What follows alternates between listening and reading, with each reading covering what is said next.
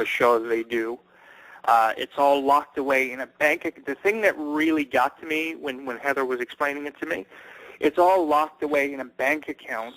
Get this, it's all locked away in a bank account that they have no access to. The money that they're making is kept from them until they hit the age of 19.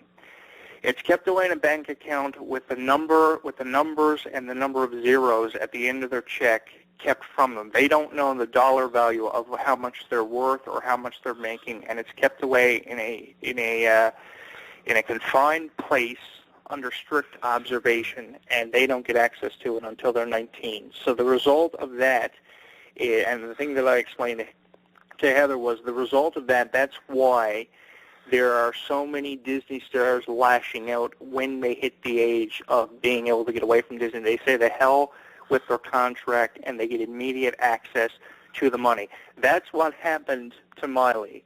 Miley found out that she was making millions and millions and millions of dollars, and she learned so much so quick, so that when she hit that age of 20 or 21, between 19 and 21, she went absolutely nuts. She went retarded.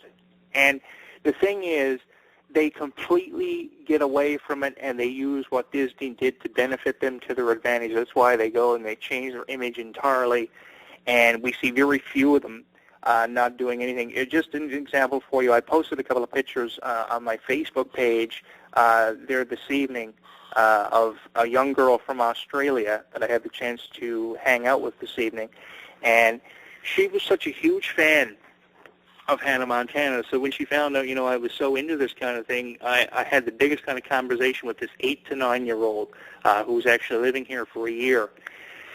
And the thing was, she didn't care about Miley or what Miley had done with the Wrecking Ball music video or anything, what was interesting or We Can't Stop. The thing was, she always went back to the Hannah Montana era of Miley's career, and I don't understand why Miley has forgotten about that. The thing is, they shed it completely because Disney has such a hold on them. They have such a mentally and physical hold on them that they just snap, and that's totally unfair because there are so many people out there who haven't forgotten who Hannah Montana was. There are so many people out there who haven't forgotten who Demi Lovato is. There are so many people out there who haven't forgotten who Bridget Mendler is. It's just terrible, and I don't know why they do that to them. I just don't. Thank you, Heather, by the way, for that information that was confidential up to this point that I just released on YouTube. So if Disney comes after me, I'm sorry, but I had to tell. Well, it happens to the best of us here, and and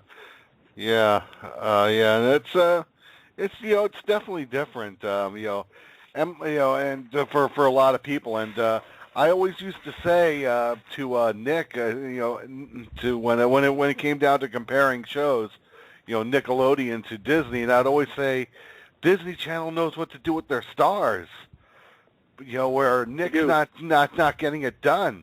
And Nick was not smart enough, and Schneider's Bakery was not smart enough to make sure that things were going to coexist well between Jeanette McCurdy and Ariana Grande for Sam and Cat, because that show was going to be bigger than both iCarly and Victorious were, and was on its way. Christmas. Yeah, which Merry Christmas, Ariana. Merry Christmas, Ariana. Keep going, Bob.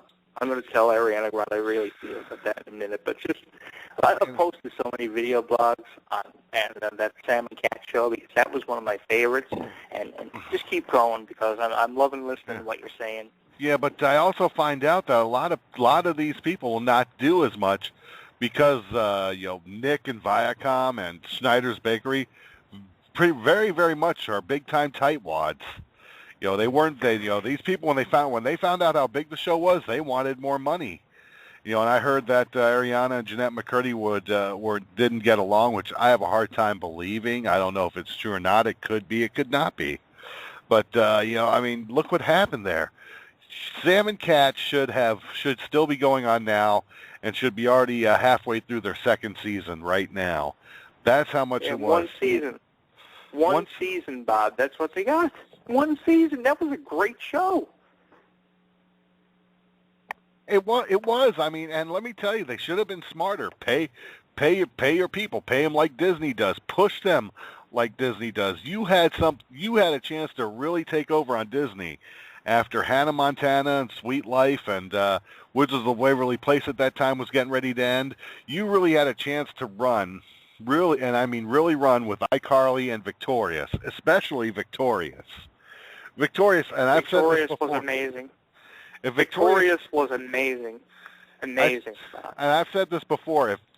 If these characters were a couple years older, and these you could have developed all this with these characters 2 years earlier, you probably would not have had a fourth season of Hannah Montana. That's how great Victorious was. Victorious was almost a Hannah Montana meets High School Musical type thing. Especially what happened with Victorious was just God. I believed in that so much, but keep going there, and after you finish, I'll tell you what my thoughts were on Victorious and what actually happened there with that, because me and you had a lot to do with that, believe it or not. But just keep going there. Well, Victorious, and what was happening there, I mean, you had someone in Victoria Justice, drop dead gorgeous, great singer, wasn't the best singer, but it was surrounded around her. I think Elizabeth Gillies and Ariana were actually better singers than her. And you had a group of characters that were different from one another that just created such a social microcosm together for where they were and how the story was done. That show should have probably been on its last season now. The thing was, Bob, with Victorious, Victorious did not have a primetime slot until me and you got on their ass.